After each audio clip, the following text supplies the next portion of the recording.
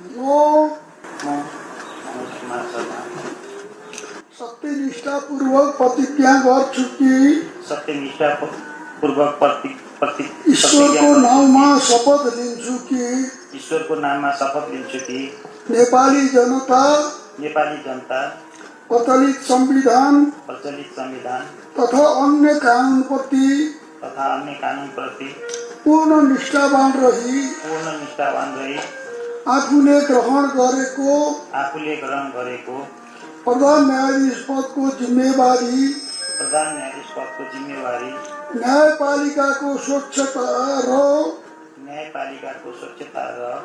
मर्यादा विपरीत नहुने गरी कसैको डर नमानी मोलाइजा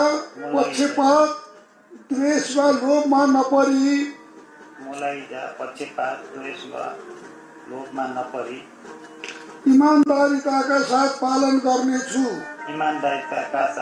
गर्नेछु र आफ्नो कर्तव्य पालनाको सिलसिलामा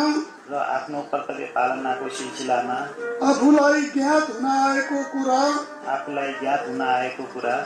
प्रचलित कानूनको पालना गर्दा बाहेक म बहाल